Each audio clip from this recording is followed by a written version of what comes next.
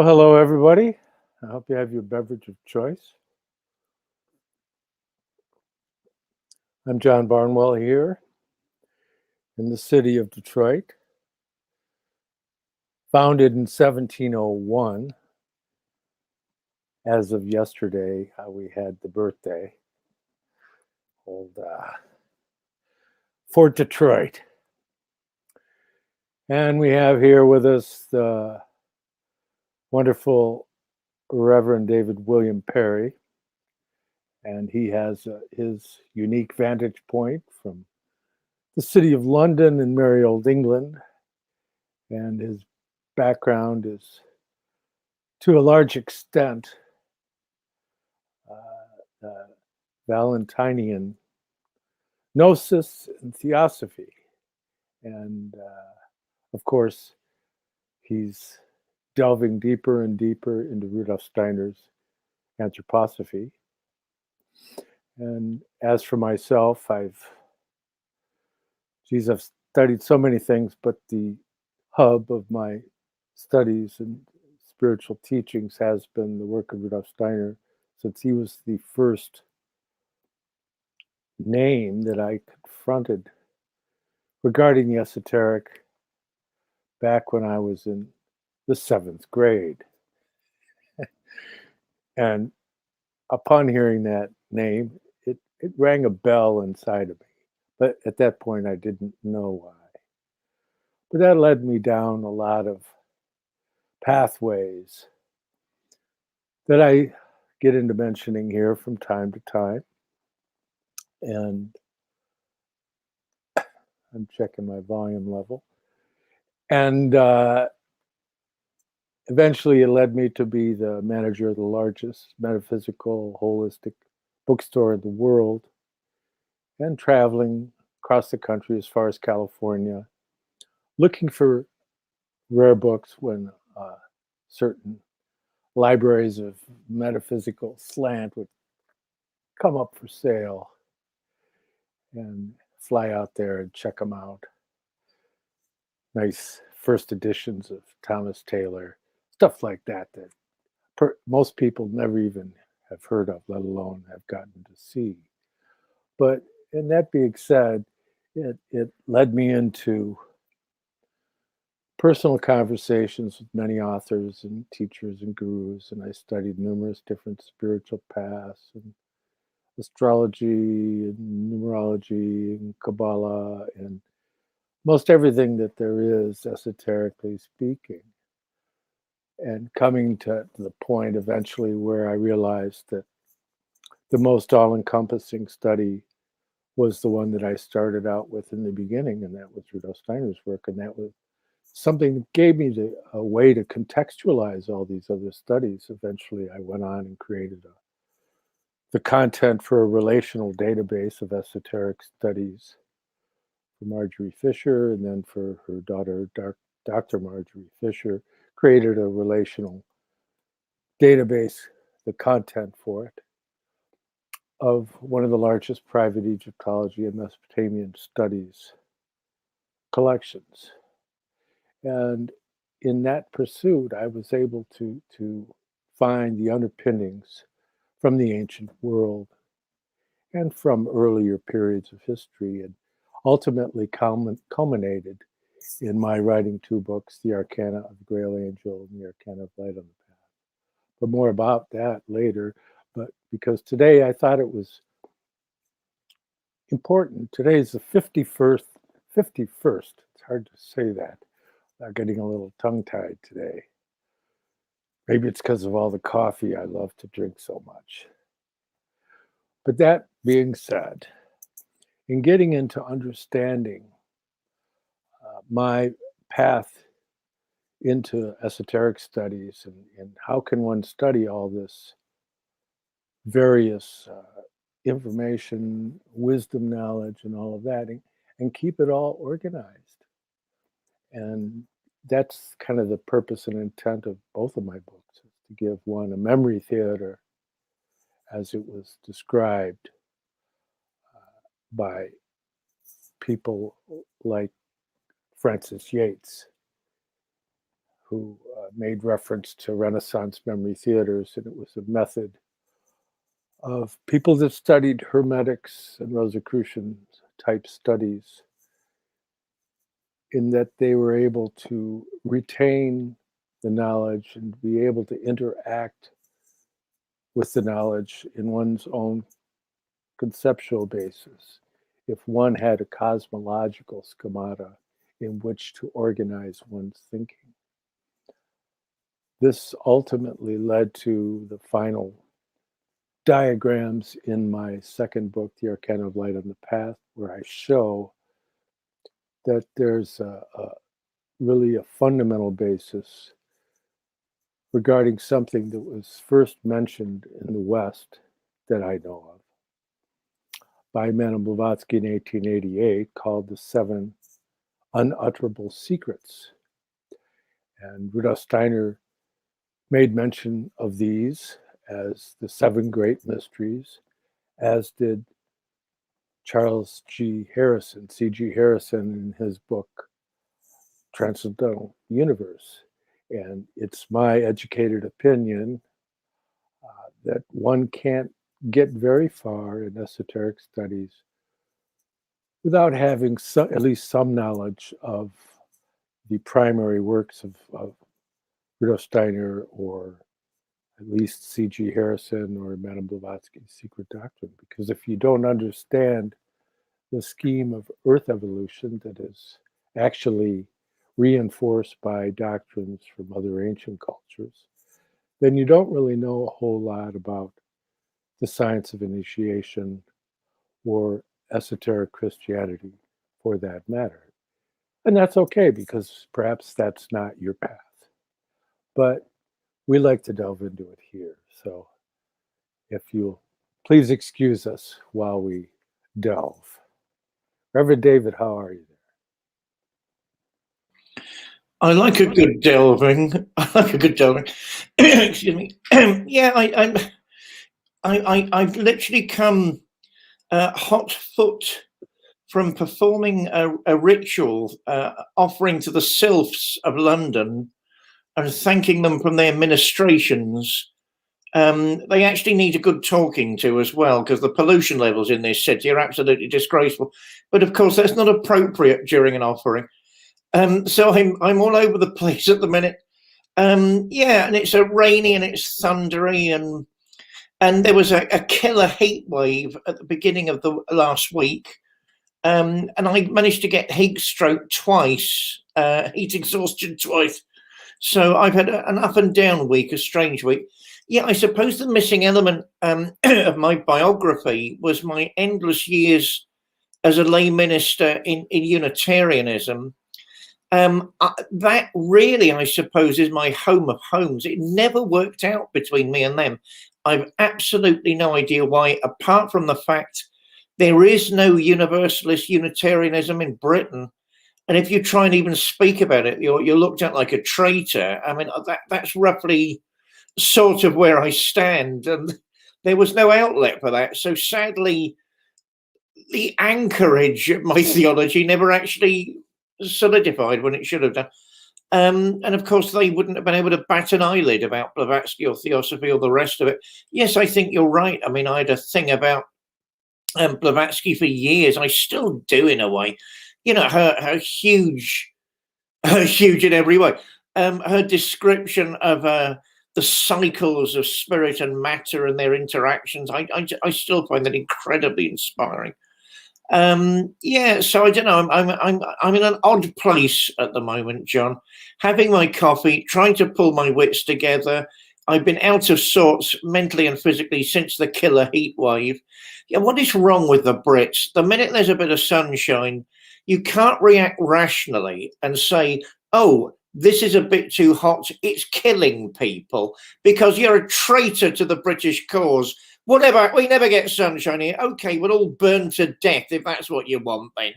You know, so yes, there's a happy medium which is livable in the middle. And that isn't what we had recently. So I'm pleased the humidity levels are getting back to normal. I'm pleased everything's sort of working out. Because you mentioned a couple of things there. I can't remember the last one. Certainly Blavatsky and Unitarianism. I wanted to put my sixpenneth worth in about that. Mention the working, building up to a couple of esoteric workings. I noticed my offering to the meta moot. Do you know what completely throws me? The intimacy of a religious offering done online. I'm sorry, I must be more of a Luddite than I thought. I find that really, really difficult. The camera's up here, it's down there. Oh my God, I've lost my place because the camera's now somewhere else. And I would try to be a bit snobbish at first. Today I'm drawing on the resources of Paracelsus and the Abbé de Villars, and then the camera did something else. Has anybody even heard me say that? Then you don't know whether you should repeat it or not. And if you repeat it, it looks poncy, if everybody's already heard it. And then it started raining and we were half drowned in my brother's garden area. So I made a quick retreat and hope for the best. That's on my mind. I don't know why. God, you've hit something. You've hit something. There's clairvoyance between you and me. There's telepathy between you and me. I had hundreds of books at one point, a lot of which were liberated and were believed killed in action against my will by visitors. Yes, eventually I realized they were taken from my grasp. Most of the practical books on Christian esotericism have actually walked, including, what was the one the Abbé de Villars wrote? The Comte de something, the Comte de Gabalet. I need that back. I know who took it, but and I won't get it back. So you've got a copy. That doesn't surprise me. Yeah, I don't have a copy at the minute. That's the problem.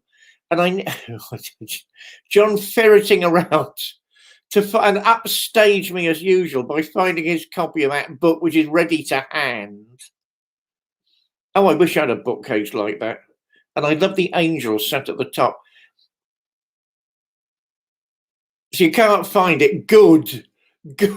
So you can't find it. Good. That's what I say. And I need that back, and I need my France. I'm never going to get it back from these people. I'm not even sure who they were who liberated the text. And I need my Francis Barrett the Magus back. I know you've probably got about 5 copies. Just so you know, I don't have your copy of the Comte de Gabalet. No, I know it's not you. I know it's not you. Do you know, people are so rude, and sometimes you say this wasn't the case in the copy of the Comte. That had just been stolen, lifted, and that's beyond rude. Sometimes people would say I'm borrowing it, and there'd be that look in their eyes, and you think, how can I challenge that because nothing's happened yet? But no, I've got a couple of hundred of books now instead of my hundreds. But I want it all back, and I notice all the practical stuff has gone, and I want that back because I don't know. I'm still interested in introducing natural philosophy. That is what the church used to call white magic. The church has never, ever, ever spoken against natural philosophy. Maybe one or two weirdo Protestants have, but they need to do a bit more research. And in fact, in the Catholic and Orthodox circles, it always had the blessing of either the pontiffs or the patriarchs, because it was seen as a healthy natural extension of the subjective side of one's life. And maybe more than that, maybe starting to open the spiritual, the religious, the psychic potentials, which were part of our heritage as children of the Almighty.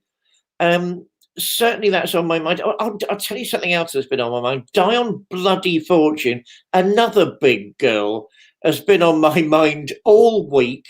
I've been playing around, foxing, testing the waters about, do I want to start something called the New Avalonians or not? And the answer is I don't know. And, something she said, I like Fatty Diane Fortune. I like her. When she says the whole of magic is subjective, that is a very bold statement. And of course, what she doesn't mean, which is what lots of people nowadays think she means, she doesn't mean it's fantasy. what she means is it's the work of the subconscious. It's to do with these deep, semi-visible powers and forces of that part of the mind. And of course, she's right. 97% of magic is that. I mean, what she doesn't do is go on to explain there are moments when it's not. There are moments when it stretches beyond that. Put in modern terms, of course, you've actually gone further in from the subconscious mind to the collective unconscious. Some very, very courageous souls, so you can even reach the universal unconscious, Caris. I don't know. I have enough trouble keeping my relationship to the personal subconscious under control. I don't know about the rest of it. But I think all these resources are massively underrated. Steiner is certainly underrated.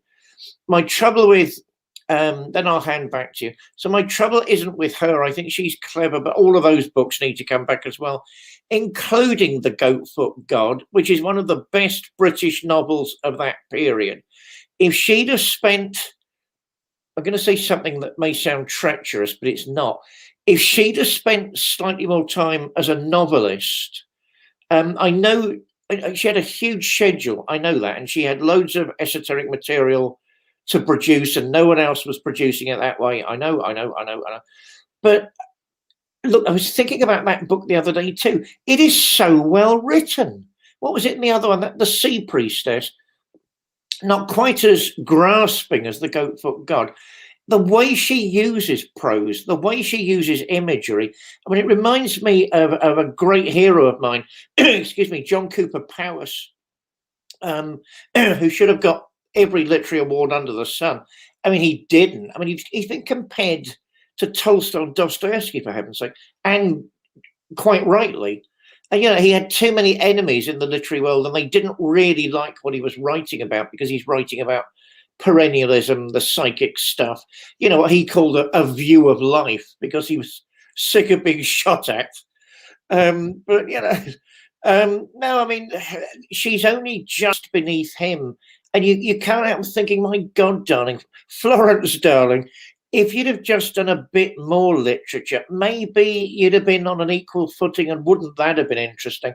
But that's me at the moment this week, John, still trying to recover from my near heat exhaustion, and lovely to see you and have our Sunday, and terribly disoriented, and I'm going to have another sip of coffee while you're looking at your notes and drop you in the deep end. I hope you heard that right.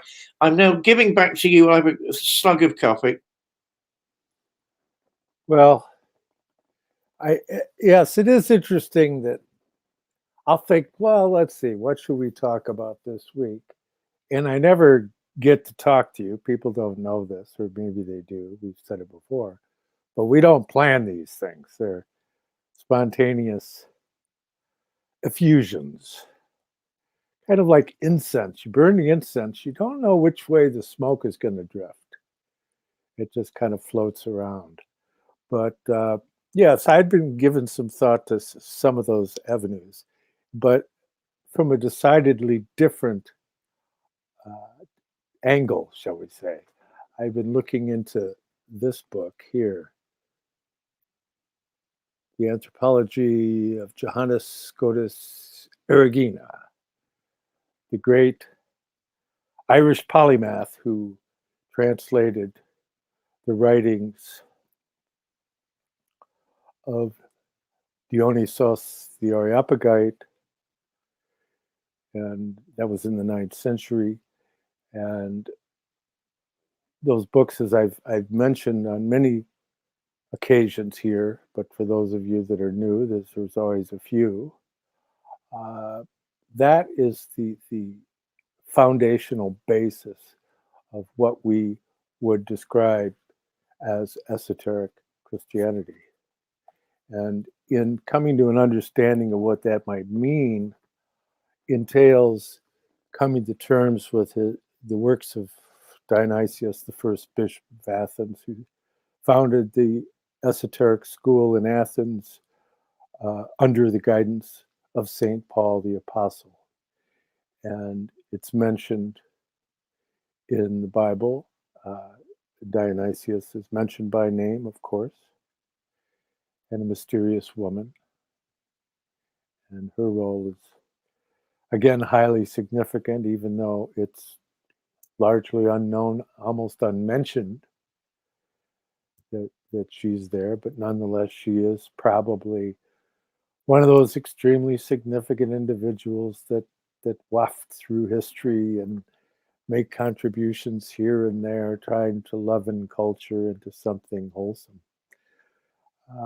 Only to have their great work be commandeered by those in the quest for power. And so that's like the dilemma that we're looking at. And my vantage point, as I've said on many occasions, is coming from that esoteric Christian viewpoint, which, as an overall image, I would say the Grail mysteries. And in coming to understand the Grail mysteries, that was the purpose and intent of my first book, The Arcana of the Grail Angel. And in there, I attempt to carry forward impulses from the work of Rudolf Steiner, who in his principal work, Outline of Occult Science or Outline of Esoteric Science, as it's variously titled. In there, he said, were this book to be given another name, it would be the Holy Grail. And so that's a pretty direct statement by Rudolf Steiner, and he doesn't make many statements that are that direct, saying this is this and that's that. He tends to be descriptive, and he gives you the opportunity of coming freely to an understanding. That whole vantage point is where he says on different occasions that it would be better to read one book 5 times and 5 books 1 time of his books. In other cases, like I know for myself, I've taken certain lectures of his, individual lectures, and I don't even know how many times I've read them.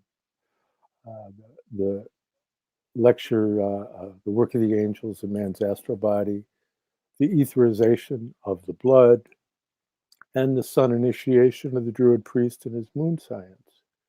Because, of course, it's easiest for someone to come into contact with their ancestral culture.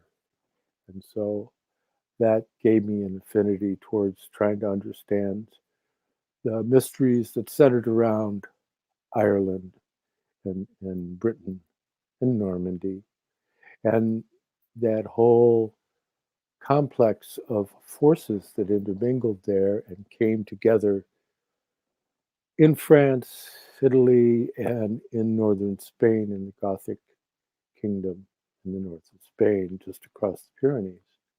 And it was interesting when I found out that Montsegur, the famous castle fastness in the Pyrenees, was once the residence and owned by a distant relative of mine. And I thought that was pretty kind of surprising. But when you look long enough at this stuff, you start finding connections that you don't expect. And so in getting to the deeper level of what Reverend David was making reference to and making his offerings to the elemental beings, which is a nice thing because you want to have that mood of acknowledgement and gratitude towards the beings of nature. But you have to keep in mind that if you get into elemental magic, that can cause massive ego, okay? And we could think of more than one example of people who've gone down that path, one of whom's initials are AC. And that is a path fraught with danger unless one is capable of mustering an equal measure of reverence and humility. And so there are methods for coming into relation with those levels having to do with geometrical forms, meditating on geometrical forms, and meditating on the after image of colors. You know, if you look at something red and then you close your eyes, you look and what do you see? You see a green image.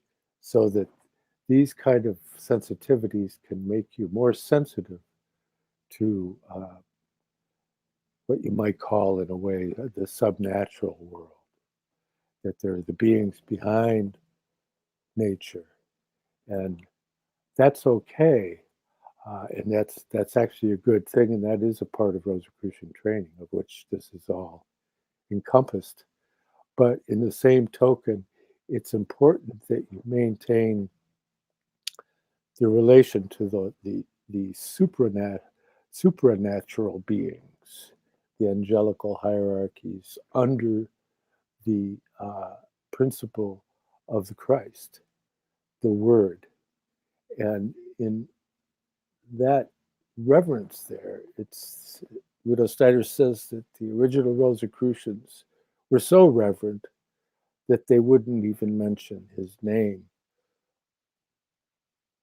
And so you could see that there's something that's so universal that we're talking about here, and I'm hesitant to talk about it overmuch at times because I'm staggered by the profundity in my own personal sphere, and then to get into try and talk about it here out on a street corner on a soapbox.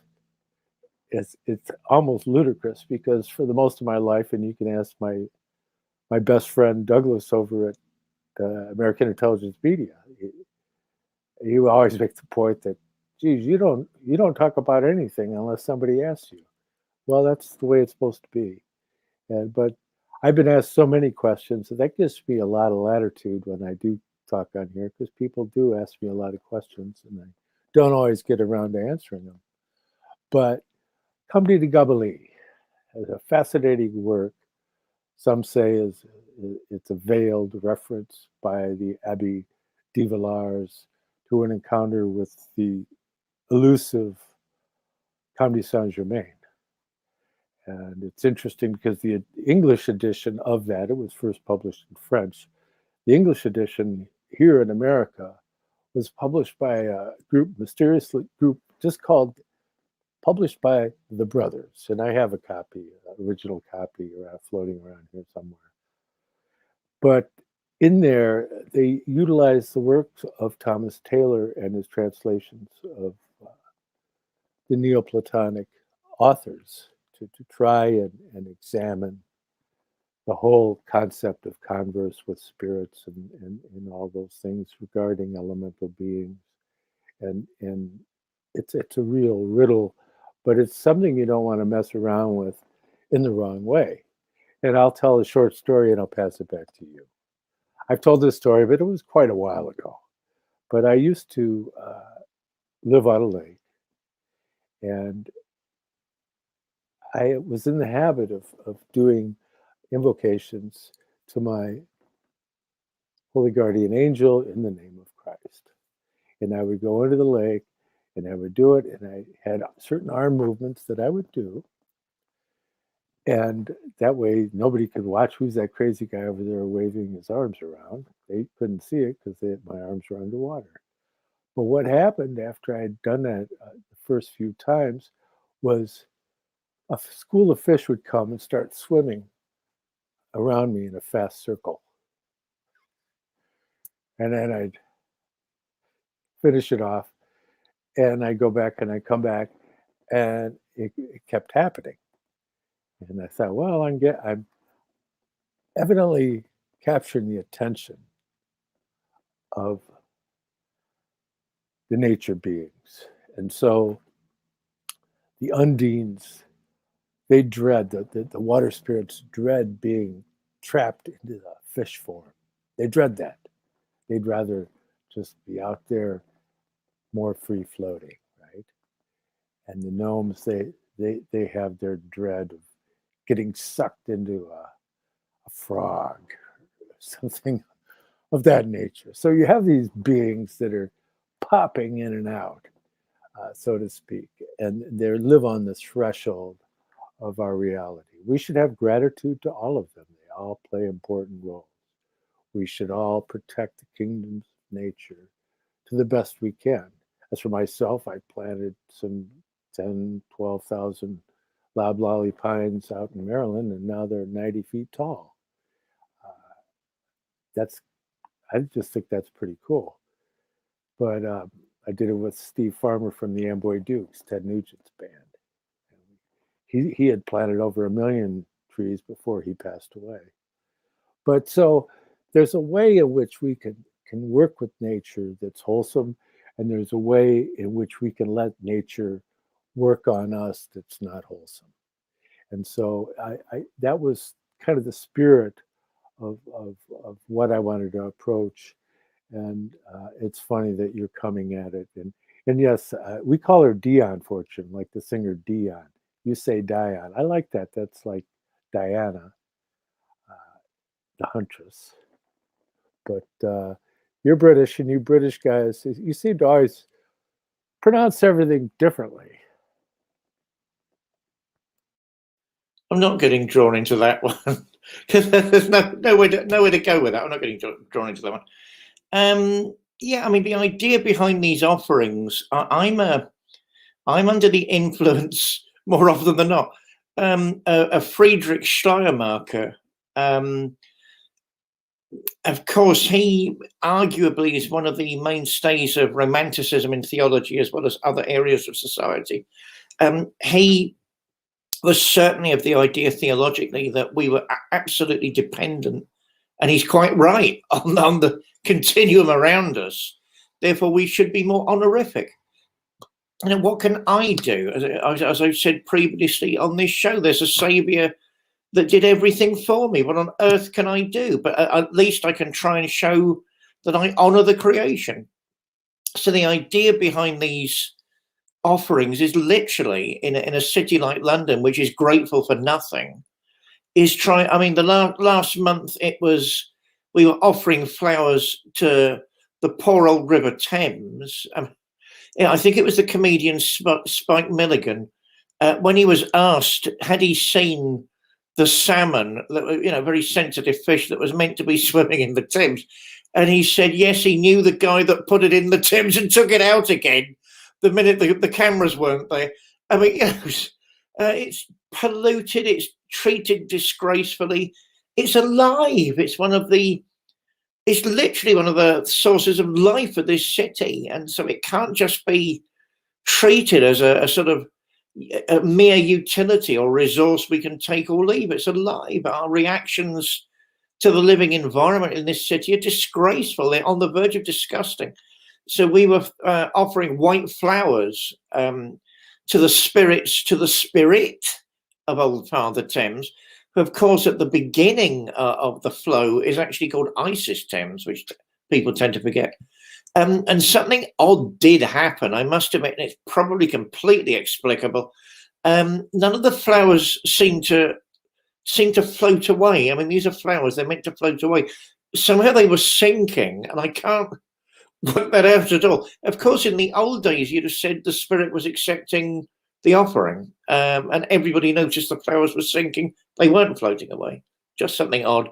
Nothing of the same note happened today, probably because I was on the verge of being drowned with a sudden downpour. Rule Britannia, in other words, it's raining again. So, yeah, I think the idea, as I say, is to show some respect, some honour, some love to those beings that hold everything together, earth and air and fire and water. Because how can they be scary? Without them, there is nothing.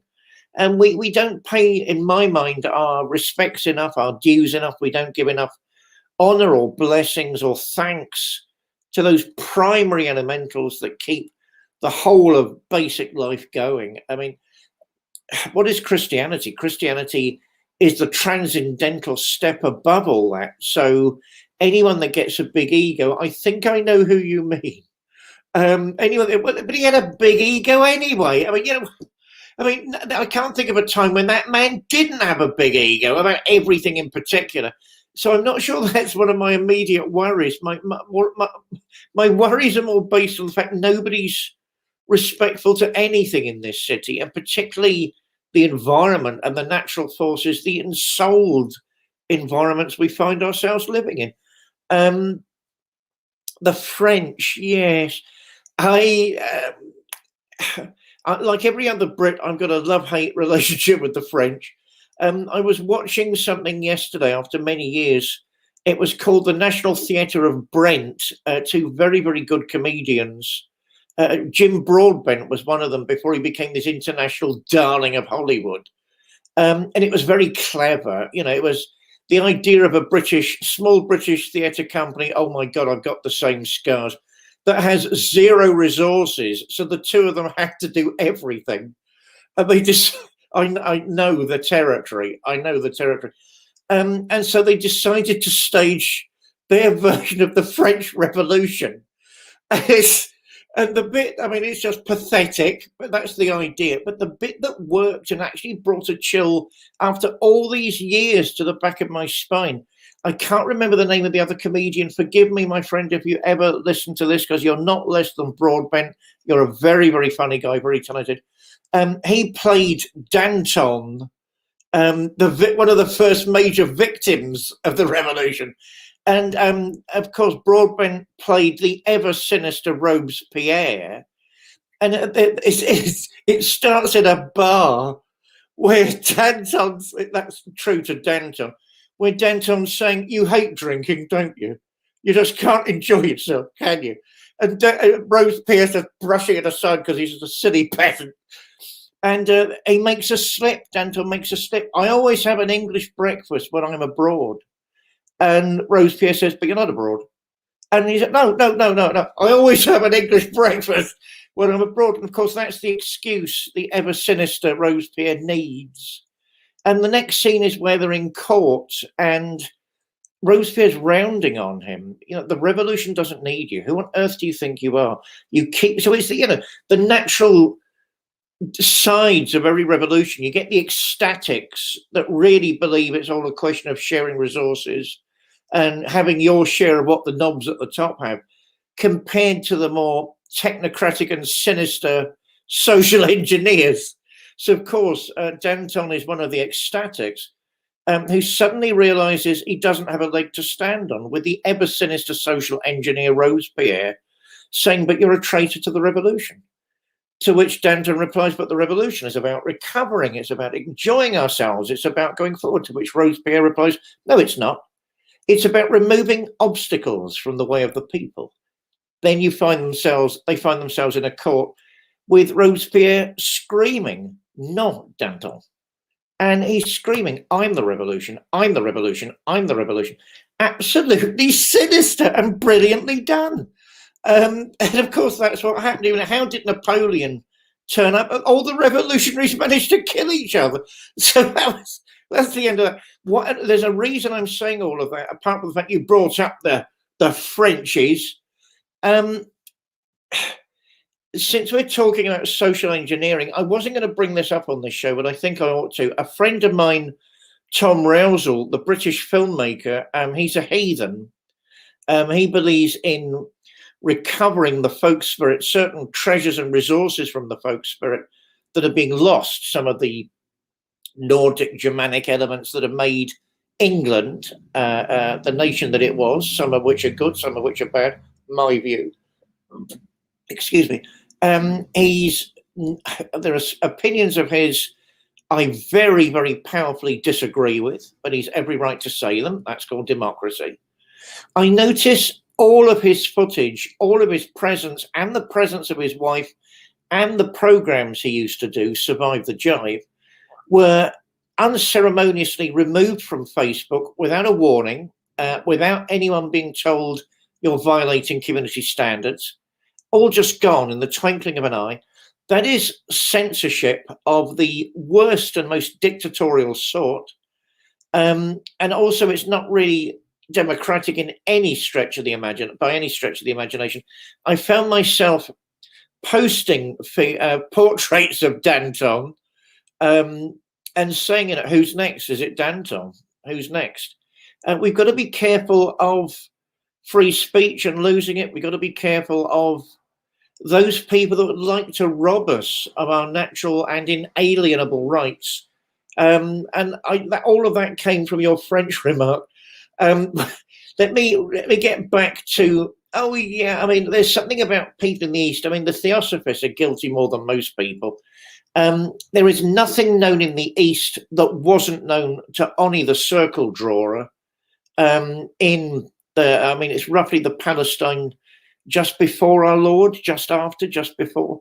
You know, the magicians that used to inscribe sigillum and various other mystical designs and meditate deeply. There's nothing the boys on the Indus knew that these boys on our side, in our camp, you know, that we didn't know. I think this inability of Westerners, and it's the fault of the church, the inability of Westerners to connect with the depth of their own religious and spiritual resources is deeply regrettable and terribly, terribly disturbing. And I don't really know what we do about it. I think the church really needs to apologize to everybody for everything. And we need to start again.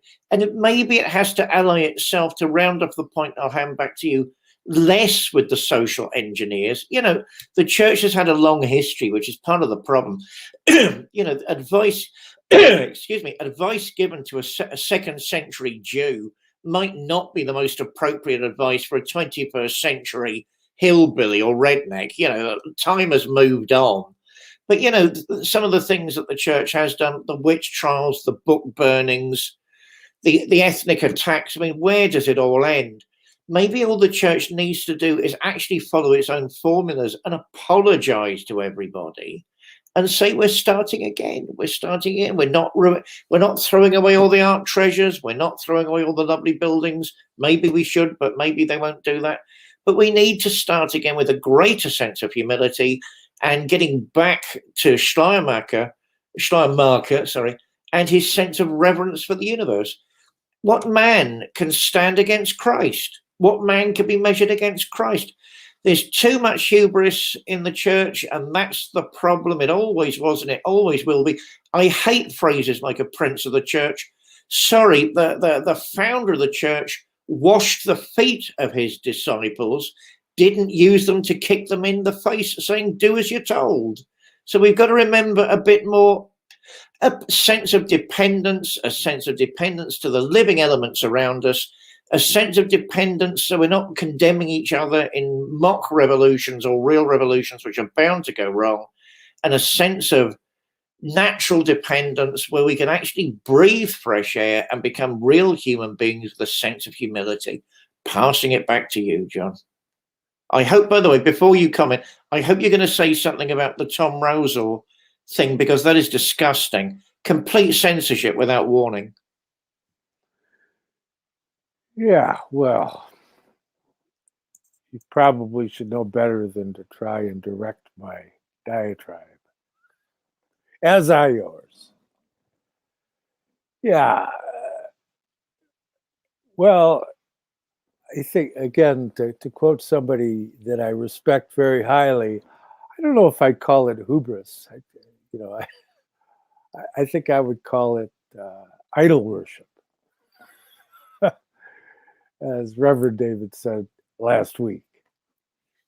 And that it is that the whole idea of institutions, and corporations, and all of these human activities is the bugaboo about that is, once these things exist as a kind of egregore or group consciousness, the imperative for that organization is its own survival, no matter what.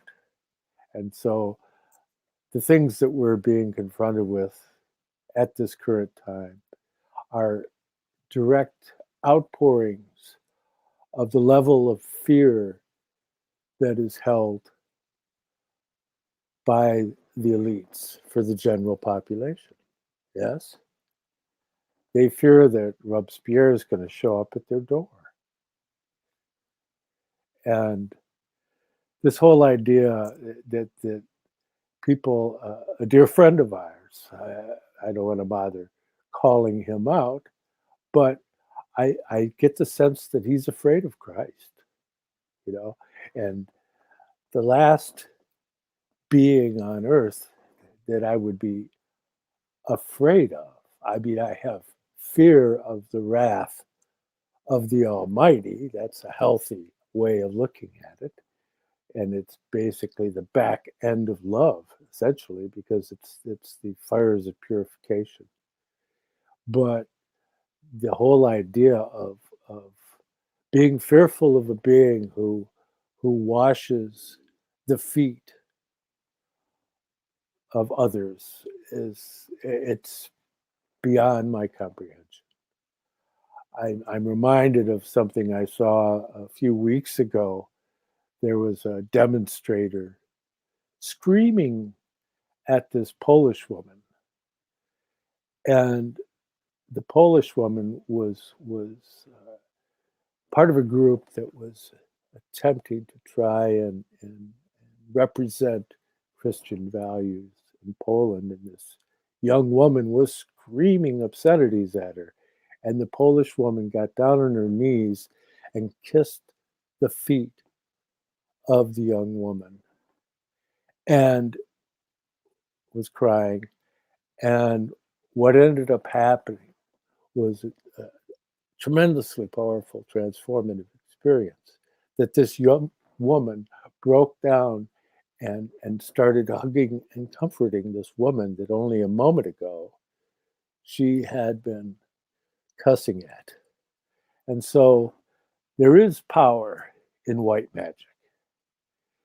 And I would put more stake in the prayers of 1,000 praying widows than I would of the many of these so-called magicians that think they're so powerful because they have money and that they perform dark arts in pursuit of that. And we know they're out there. We're not going to get into naming them, but Sabbateans masquerading as all the various religions, the Abrahamic faith. There's Sabbateans in every one of them, and they are counterfeit. And many of the flaws that get blamed on the Abrahamic religions are due to the activities of these Sabbatean imposters, whether it's the Dogma in Turkey or the followers of Sabtai Tzvi in Judaism or certain secret organizations within the church itself, Catholic Church. So there is that. There's always going to be that. And there's a rhythm to that. And like I said, I approach things from the level of number. And so you see that in the year 666, that represents a cultural point of significance in which what ended up becoming what we call modern science is the outgrowth of the activity that was occurring around that time in the 6th century and developing on. It's a result of the Greek philosophers being kicked out of the academy and them finding their retreat in the Lebanon and Syria and in Western Iraq. And so that there was great centers of learning that developed there. And the writings of the Greek philosophers that ended up coming to Europe in the Middle Ages were coming from that region, where they weren't coming from Greece, because that had been shut down by authority of the church. You know, and you have some interesting and colorful characters. But you see that there's that whole struggle because the church itself fails itself so many times, but yet there's so many redeemable features within the church itself that you can't throw away the baby with the bathwater. And likewise, the Templars are continually getting accused of all these really dark things. And it's not there. I mean, there are individuals that do things in the name of something, but that doesn't mean that they're genuine. So you take 666 and you multiply it times 2 and you get to 1332, which is around the time of the destruction of the Knights Templar. And so you see Philip le Bel, the French king, and his puppet pope, burning Jacques de Molay and Geoffrey de Cherney at the stake on the Ile-de-France in Paris around that time. And that the Templars scattered from there, and they crept up in other ways, and the secret doctrines of the Templars continued on in the True Rosicrucian Order and in other branches.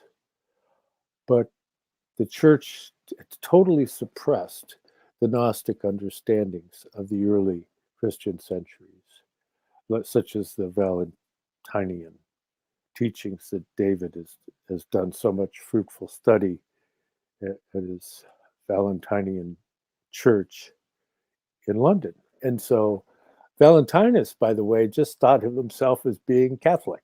He didn't think of himself as being some kind of Gnostic heretic. He was just proclaimed so by imperial Rome. It's essentially the way I would look at it, that Rome ended up becoming the dominant aspect of the Church of Rome, is that the Rome part became the important part.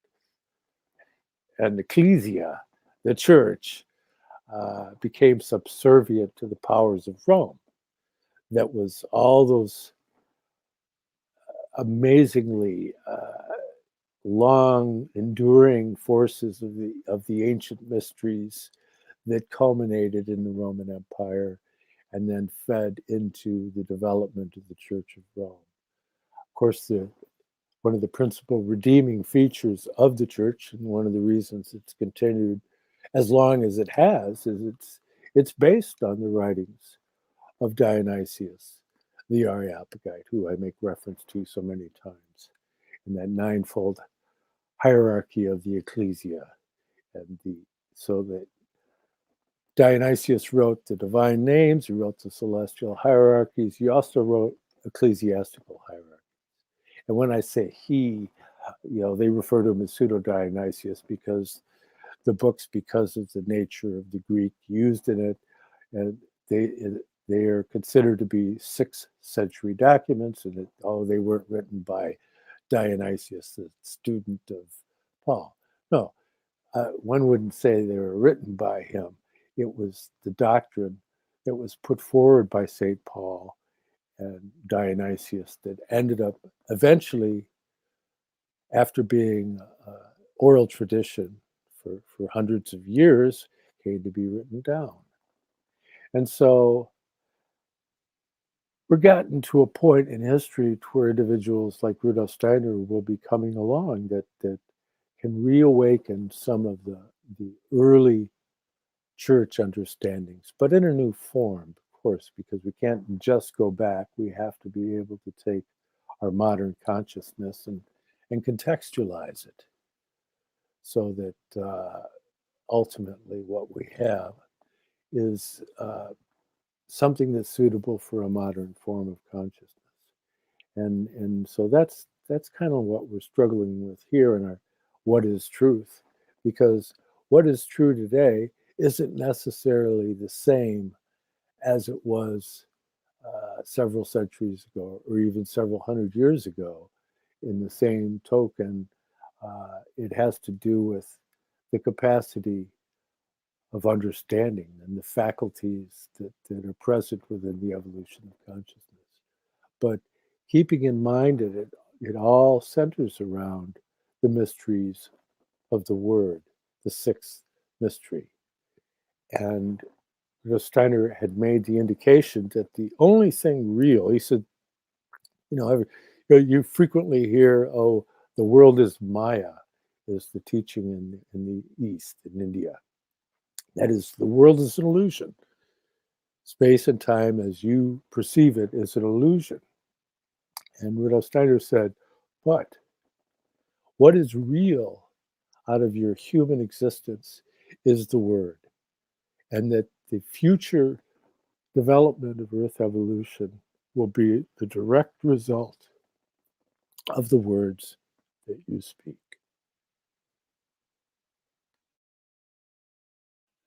Oh, you did catch me that time. Mind you, I love the movie Samsara, some of the best visual shots in cinematic history.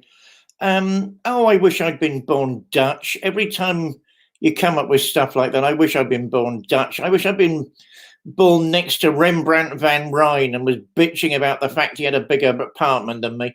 I say that, but then I wouldn't be able to go on and on about John Locke and all the people I do admire in Britain that gave the fuzzy wuzzies something to think about. By fuzzy wuzzies, by the way, I tend to mean the upper classes, who are shameless and getting in. I hope Robespierre does turn up at their door, to be quite honest. Who now feel they've got technology. They needn't have the hereditary sycophants surrounding them to keep them in positions of power. It was something Tony Benn. I don't think you'll like him. What was it? Viscount Linley, who gave it up to become Tony Benn, the Labour MP. Yes, my lord. But it was him that said something along the lines that people forget how the establishment became established. They basically just stole land and property from the poor, surrounded themselves by lackeys, and gave themselves a bunch of titles. I mean, and he's right. And you Yanks, you lose sight of that in lovely, comfortable countries like America. But it's staring you in the face here all the time. There's no way of escaping it. Robespierre, oui, mon ami. I can't wait, and I'll be there with you, comrade. Oh gosh, yeah. I like church at the margins. I like messy church. I'm going to make a confession to you in a minute. I'm even more proud of being Metropolitan Community Church than even the lovely Unitarians. After all, a minister can have his own theology. It doesn't have to mirror the denomination he's in. And any good minister should be thinking about theology a lot, not just putting it to one side and towing the party line. That's a disgrace. I remember when I started going out with these rapscallions, there was an American preacher who, Reverend Elder, I think she became Reverend Elder, Jerry Ann Harvey, an outrageous dyke, if there's a word I'm allowed to use on this show, a Native American, a healer, and with absolutely pronounced spiritual, I don't want to get into the spiritual versus psychic thing. I never know what I'm meant to be agreeing with or disagreeing with on that score anyway. So spiritual gifts, bringing over things from the States that you people, you wonderful, wonderful people. Remember, I'm a Yankee at heart. I just don't have the green card. If anyone wants to send me a green card, I am open to that option. I mean, there was something going around the Bible Belt at that particular time called slaying in the spirit. Where somebody hit you with their coat or something and you fell on your back speaking gobbledygook. By the way, glossolalia doesn't mean going booba booba booba boo, which is what I heard. Right, I've been to two of those sessions. One by, was it Morris Cirillo? I can't remember his name. One of the big Latin American preachers. Somebody said to me, "Go on, you go and see him." Like, what am I going to? I'm not even going to like him. Go on, you go and see him. So I was bought a ticket and went to one of the huge, I think it was the Earl's Court Arena, and it is huge. Lots of poor people everywhere. So the Bolshevik in me was getting really, really angry. With buckets, not just bags, buckets being passed up and down the rows for people to throw money in. And I noticed there were very well built, rather big young men. Some people might say that's intimidating, pushing these buckets down the row. And if somebody wouldn't put an offering in those days, there were no mobile phones. They were on their walkie-talkies saying there might be trouble as such and such didn't put any money in. With me thinking, oh my God, I've never seen anything like this in my life. Glossolalia and languages. There were a group of black Christians in front of me. One was it's an evening for large girls. Was a very large Jamaican lady in front of me. She obviously liked a good meal, but so do I. So I'm not saying anything wrong with that. The bucket came in her direction, and she felt. This is me being cynical, okay, but people will understand why when I get to the end of the story. She felt it wasn't enough to throw money into this bucket. Money she couldn't afford, by the way. All of a sudden, she was taken over by the spirit and fell on the ground, going ooba booba booba booba booba. With me stood at the back thinking, that's not a prayer language. What on earth are you doing, woman?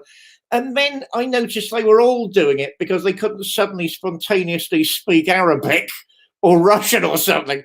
And but she was meant to be in a trance. I've got your number, love. After all these years, I've got your number. She was, in a trance going ooba booba booba booba. And then she realized, because she was of a certain size, that if she got up suddenly, it must have sent everybody else on that particular bench in a different direction. She'd literally felled a whole row of people where she'd pushed against the back of the bench, and she'd gone in one direction, they'd all gone in the other. And one of her eyes mysteriously opened to see what damage she'd done, with the young guys on the walkie-talkies, absolutely not knowing what to do with this carnage which was covering the floor. She was a wry old bird, but she was determined to be more holy than all of them. And of course, eventually she got up, being overcome by the spirit. Now I'm going to balance that out with the story where it did actually happen. Jerry Ann Harvey, one of the elders of Metropolitan Community Church, Native American, she came over to Britain. I was one of the people privileged to accompany her little band drive up north to one of the Metropolitan Community Churches who were going to host her for the evening. She started talking about slaying in the spirit. Me at my most British, thinking, oh no, it's going in that direction, but it did go in that direction. And she wanted people to file up in front of her where she'd lay hands, and of course they'd unceremoniously fall to the floor. But because it's MCC, and MCC is so health and safety conscious, it drives you up the wall. There had to be 15 people to catch them, in case anybody wanted to sue and sue the gathering afterwards. So that everybody got caught, and I thought, well, so many people kept saying, "Oh, God, will you do it? Something might happen. You go and do it." So I decided to get into the queue, and I walked up towards her, and it did happen. It did work. I suddenly got, oh my God, it's like I'm drunk or something, and I felt myself becoming completely unsteady. If that's autosuggestion, it's a type I've never heard of or never read about. But I remember being very, very British and saying to myself, this lets the Reverend David down forever, saying to myself, I'm British and I'm not going to pass out in the middle of this city. And then she said to me, you just stand there. And I thought, oh my God, if that's the Holy Spirit, is it being sarcastic? And is it being sarcastic at me? Because I'm determined not to fall on my ass for the slaying of the spirit thing. So I sort of limped away with all these terrible doubts and worries surrounding me. So yeah, I mean, I'm not quite sure how all that came with what we were talking about. But spiritual gifts, I'm all for them. Passing back to you, John, before I slay myself any further. Dutch, I wish I'd been born Dutch, where they have a rational attitude and wonderful apartments, and a wonderful attitude to everything. The trouble with you Yanks is you get too carried away, but as I say, give me a green card and I'll be doing it with the best of them. I just can't wait. I'm passing it back. Yeah, well, I've experienced quite a bit of that myself at quite an early age, because one of my schoolmates' father was a preacher, and he thought it'd be a good thing if we would explore and go to various other denominations. And so we go on these adventures, and we go into the inner city in Detroit and go to these primitive Baptist services. And I mean, things like, the Reverend Franklin, Aretha Franklin's dad, these big churches with all these people. And it's like, well, you could see it. It's in a movie with John Belushi, getting slayed in the spirit, and doing a wild caterwauling and dance on the floor in a church with James Brown as the preacher. Most of you have seen the movie. Yeah, you're James Brown. Okay. Yeah, I believe that. And so I've seen all those things, and I've been at services with people that are speaking in tongues and all of that, and I've been anointed in the slaying of the spirit and all that. I never fell down, by the way, but I had friends that swooned. When getting into initiation, I'll just do a little brief thing and we can move on, but it has to do in the ancient world with the etheric body of formative forces and the astral body of consciousness, and the way in which these vehicles can separate from your physical body. And it is possible through certain rites or autosuggestion to cause a loosening of one or other or both of these vehicles, to cause one to go into a full or even or partial or full, or there's all different degrees at which these things can occur. And I'm not recommending that. I'm just trying to give somebody a basis for approaching it. I covered quite thoroughly in my first book. Perhaps we're getting, what is it? Oh, it's only 107 here. Oh, I thought it was later. That just has to do with my poor vision, being an older citizen of the world. Yeah, I'm older than you are. In any regard, so in getting understand the principles of initiation, it all centers around the fourfold schemata that I discussed so many times. And in getting to your offerings to the elementals and elemental beings, I wouldn't call them spirits, beings, as they're twofold, they're not threefold. To get to a threefold being, you'd have to go to a deva beyond them if you're going to be occultly accurate. But in getting into exchanges with these beings, I remember when I was with Thomas Benyakia, the spokesman for the Hopi elders, and we had a discussion about the contents of the works of Rudolf Steiner and Manon Blavatsky and Atlantis and all that, and he agreed with everything. I mean, it was like that was his version too. It's very similar. It's presented in a different way, but it's the same basic fundamental idea of they came from Atlantis, and there were other tribes that came from Asia, and they taught the Navajo how to grow corn. And one thing that he would do, he did a blessing with, he had this little pouch of maize, ground corn, and he would do this blessing. And I was fortunate that he shared that with me, and I was blessed by the Hopi, and that it's something I very much cherish. But the other gentleman that was there with him said that, yeah, he saw him one time bless a river, and he threw some of the corn into the river, and that the river bubbled up in response.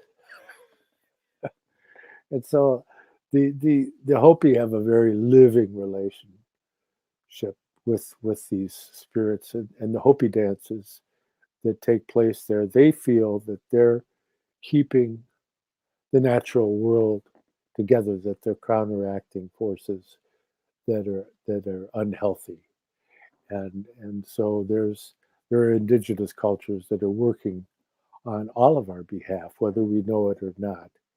And that works in company with the 1,000 praying widows I made reference to earlier. So there are blessings in this world, and the darker the things become, and we're moving into a dark period. There's no question about that. But in the same token, there's greater blessings on the other side of this, and so it behooves us to be able to maintain that posture of reverence and humility, and saying grace at our meals, and as I frequently make reference to the Lord's Prayer as being the most profound, transformative method that I know of, and something that I've used myself personally for many, many, many, many, many years. And Rudolf Steiner makes the point that it has transformative effects in an individual. Whether or not that individual understands anything of what I just said, it doesn't matter. It is a spiritual leaven that can help build in you faculties that you may not discover until your next incarnation, and that's okay. This is not a race, but there's not a moment to waste. And so, with that being said, I'd like to share with you the works of our friend here, the Reverend David. And here's his first book, The Grammar of Witchcraft, which is a Shakespearean study. It's not a how-to book on the dark arts. And here's his Caliban's Redemption. It's his Shakespearean-esque poetry. And his masterwork is Mount Athos Inside Me, Essays on Religion, Swedenborg and the Arts, edited by the talented Daniela Irendust. And these are remarkable books by a truly remarkable individual, somebody I'm honored to call my friend. They could be found on Amazon, and they're very inexpensive. And as for myself, my first book is The Arcana of the Grail. Angel, the spiritual science of the Holy Blood and of the Holy Grail, a study developed out of the work of Rudolf Steiner, the underground streams of esoteric Christianity, which flowed from the Brotherhood of the Holy Grail to the Order of the Knights Templar and the True Rosicrucian Order, with text and diagrams, a foreword by Douglas Gabriel of American Intelligence Media. It's some 640 pages with a great many diagrams. All the same diagrams are available also in my second book, but with a great many additional diagrams. But the commentary, primarily on the diagrams, is in the first book. And there you have it. There's some of the diagrams that explain Gnosticism, Lamb of God, the Holy Trinity. It just goes on and on. So it's all laid out in a format whereby one can come to an understanding, a meditative approach to the cosmic Christianity of the esoteric Christian school of thought that, like, as I said, stems back to the school of Dionysius and St. Paul, and also to Ormus, who was converted by St. Mark after St. Peter sent St. Mark to Egypt. He met a Serapian priest named Ormus, who is said to be one of the most fundamental people in that particular stream. So you have these various esoteric streams, and you have the Mosaic mysteries, and you have the Hermetic mysteries, and there's all of these elements that one could call gnosis, people that are trying to come into experiential relationship with divinity.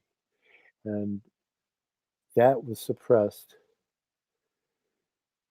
by the Catholic Church eventually, and in the Nicene Council, and specifically in 869 at the Ecumenical Council. that they suppressed the idea that a human being had a spirit, even though St. Paul said so. He says that the human being is spirit, soul, and body.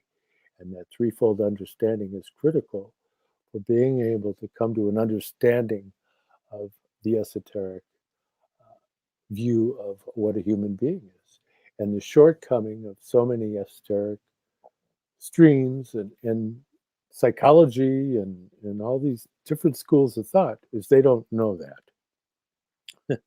And now they're trying to eliminate the soul altogether and have us just be meat suits. And so it's getting a little dicey. I see we have a visitor here. Oh, Douglas Gabriel. Oh, we have Cyril. Oh, yeah. All my good friends.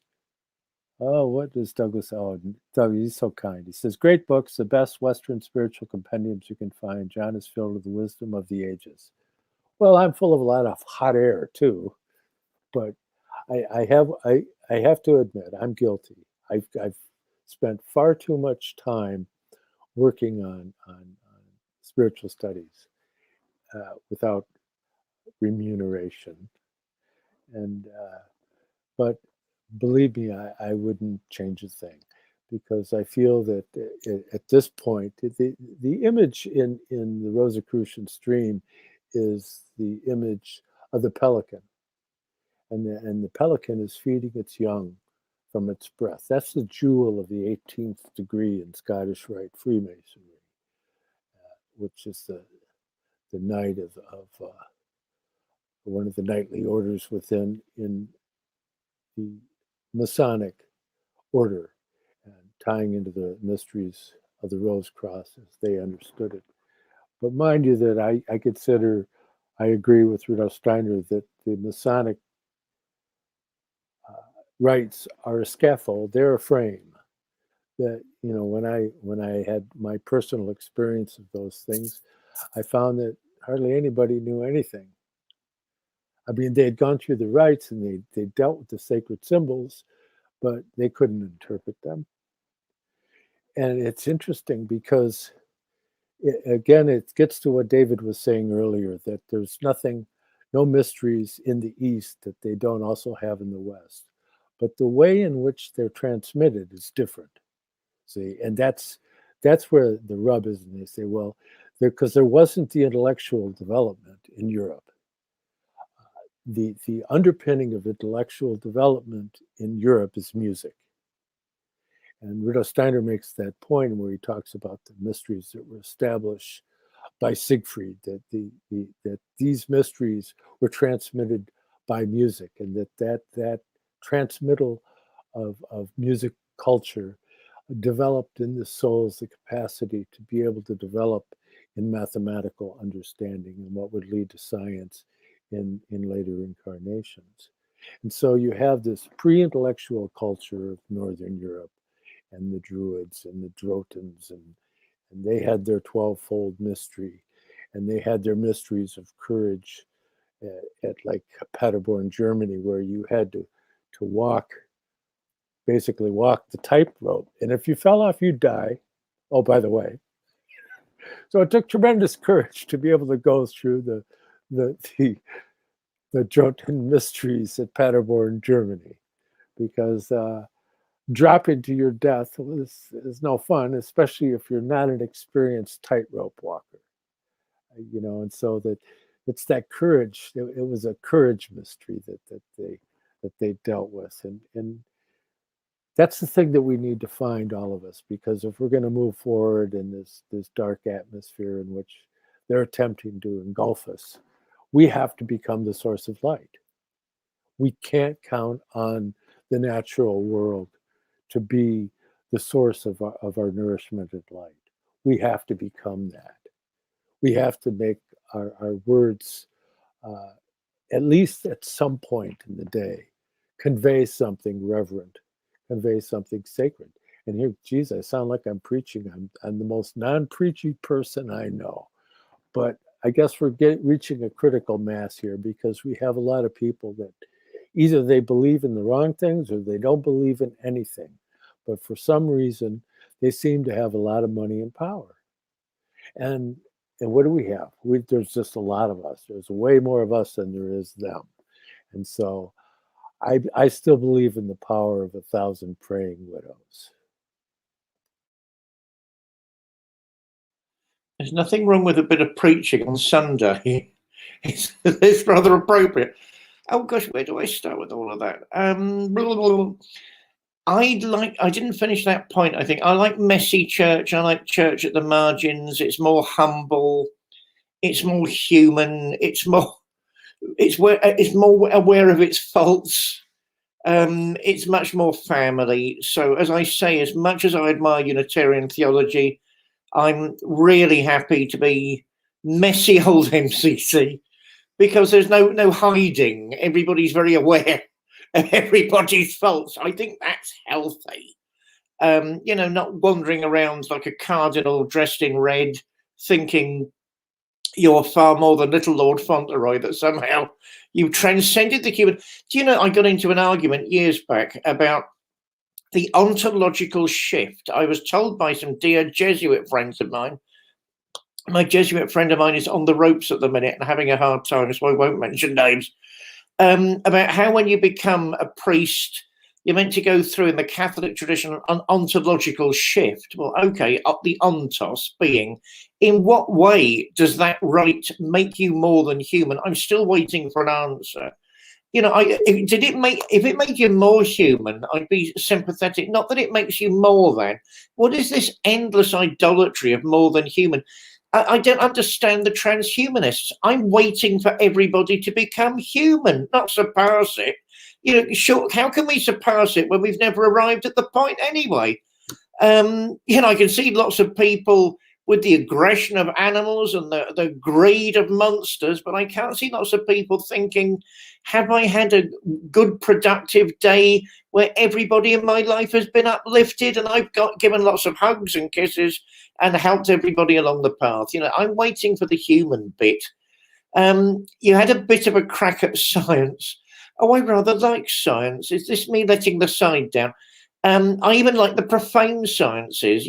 There's a meme going around on Facebook at the minute. Forgive me, everybody, I'm going to use a profanity. I fucking love science.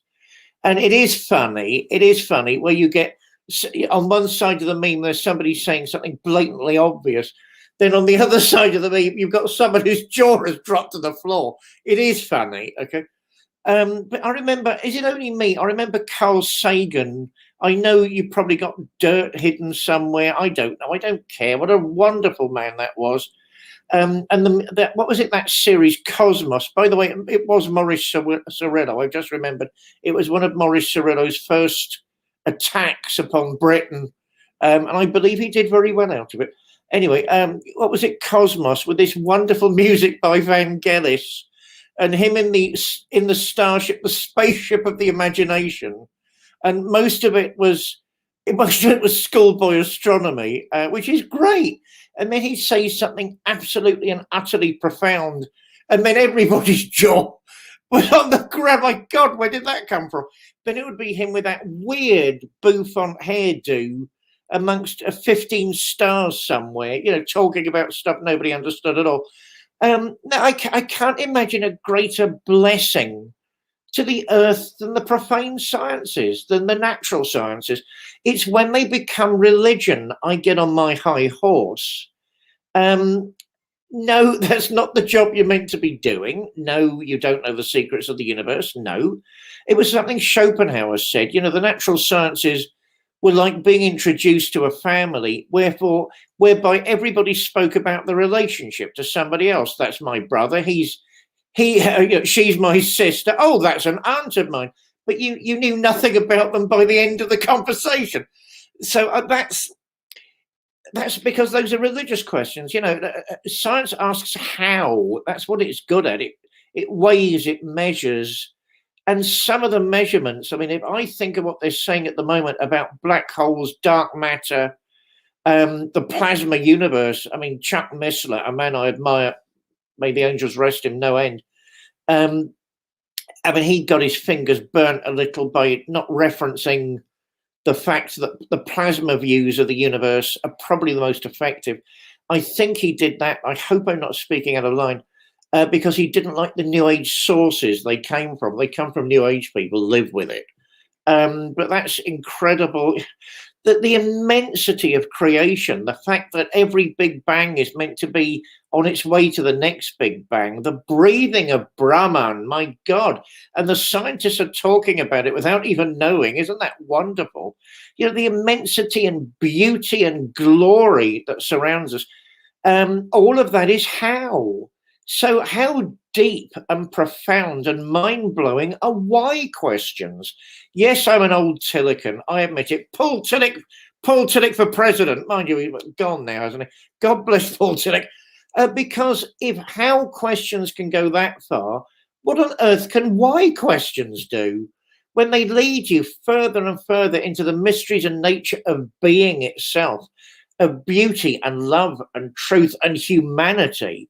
I've never given up the idea, which is a Protestant idea largely, I can defend that if necessary, that the human mystery, that one of the sacraments is humanity itself. I think Catholic theologies, with love and respect to them, instantly tend to go into the child of God approach, excuse me, which is vital. But it tends to undermine that tiny wafer thin truth of what we are as animals underneath and what we are above the human. And we tend to forget that tiny, tiny, tiny filter, that tiny film, that tiny level where humanity is what we are, you know, Homo sapiens sapiens.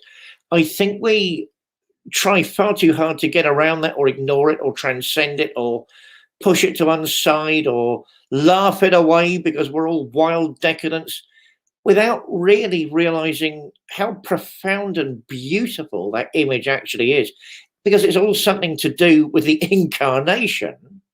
And I noticed lots of people miss the point of Christianity. Is transcendence absolutely what we're called to do?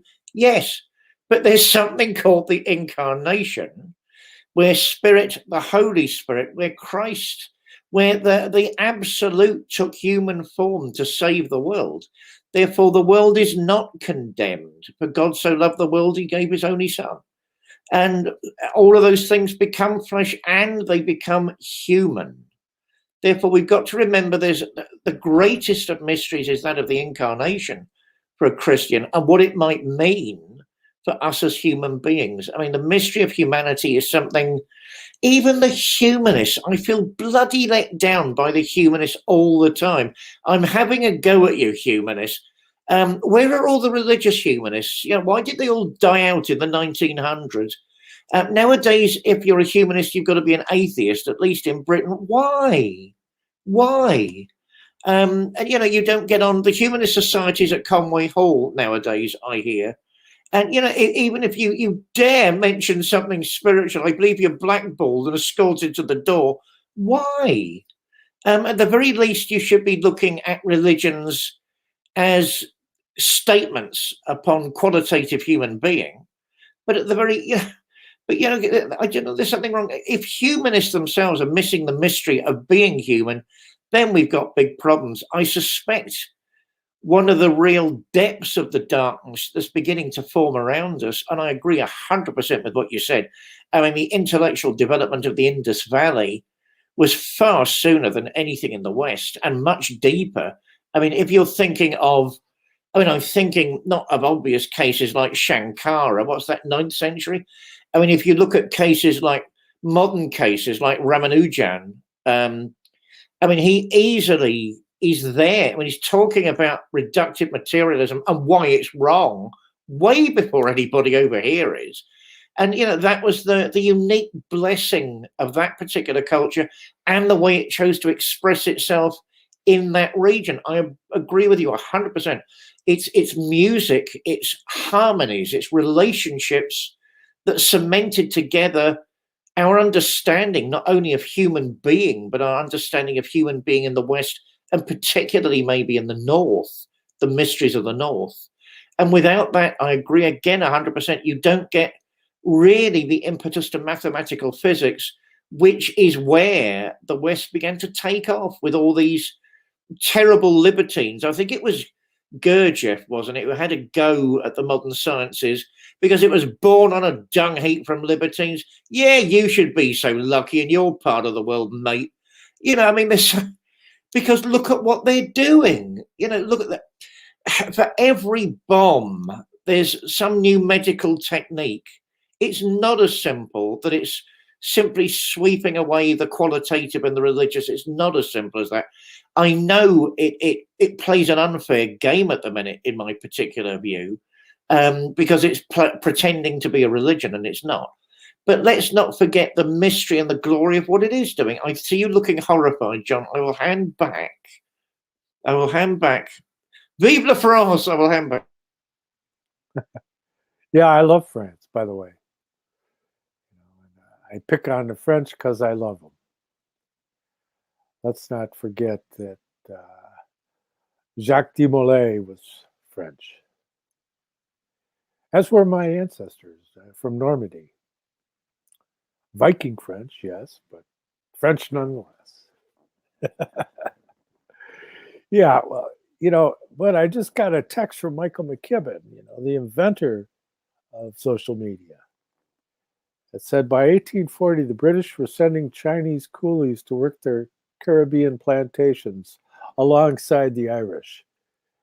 Yeah, and that chicken will come home to roost at some point, as people begin to learn the real history of the world, not the stuff that's in your college textbooks.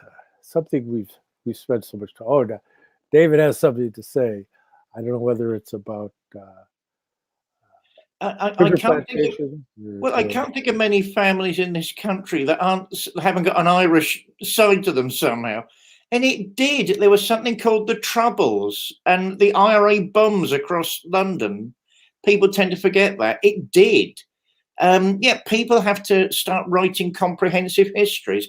Why don't they? Because governments don't like it. You know, I can't think of many qualified history teachers, my partner is, that are actually encouraged to teach, let alone teach history. And if they do, it's at the bottom of the state curriculum. And what they're given no resources, they're given nothing to play with. And therefore, their task is made next to impossible. I mean, I love it all. Black History Month, Queer History Month, I love all of it. We've got to study all of it if we're ever going to get to an understanding of the human story. But we've got to be careful about things being hidden, because sometimes, I mean, they are, but maybe not for the sinister purposes that people think, because governments don't like spending money. Now I'll hand back to you. I'll hand back to you. That's great. And as we time and time again say, art is higher than philosophy.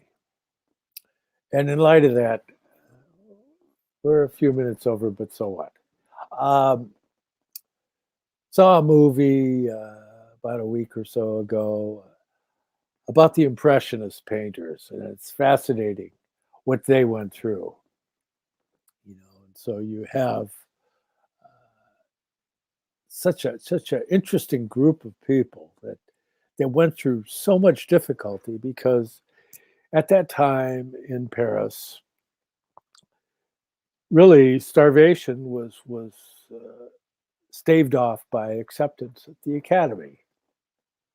But the Academy was concerned with art as propaganda, and the Impressionists would have none of that.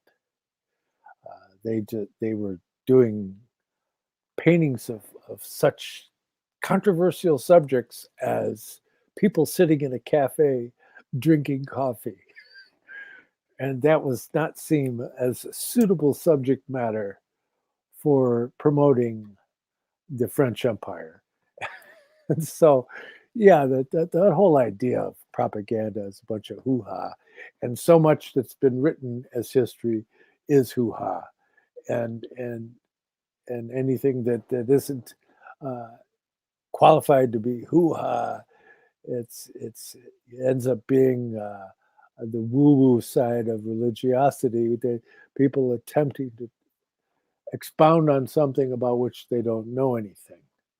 And that gets equally frustrating. I mean, we have friends that do that expound on as if they were experts on subjects of which they don't really know anything. I'm embarrassed for them. I love them nonetheless. But no, the Templars are not the bad guys, no matter what you say, not the real Templars. And in that regard, I forgot to tell you that if you're interested in my books, David's you can get at Amazon. Mine are available in the U.S. on eBay.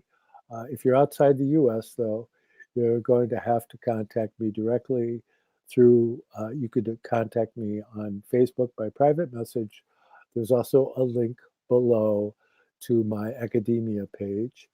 And also, if you want to buy us a cup of coffee, you can go to paypal.me/DPARRY777 for Reverend David, or paypal.me/John Barnwell 888 for myself. And I'm afraid I'm not terribly good at self-promotion at times, so I almost forgot. That being said, though, I'd love to pass the baton to Reverend David so he could consecrate our endeavor here, that it might bring more wholesome understanding. Gosh, another offering. I'll say one thing about historians, then get into the prayer. I remember when I was first given a copy of the Peloponnesian War by Thucydides, the father of history, and there was so much hidden clearly in the text and so much revealed. I mean, what was hidden was almost raised by an act of evocation. So I'm really behind proper history teaching. For the second time today, it is my privilege to give an offering. Early, we were talking to the sylphs, the air spirits of London, those entities behind the physical processes that allow people to breathe and imagine and find inspiration. My dear friends, those who join us on YouTube, those who listen to John and myself, and I'm equally privileged to call John a good friend of mine. Let's remember, as John said, in the days ahead, we need to be the light of the world. We have a savior who's already defeated our ultimate enemy. The battle is won.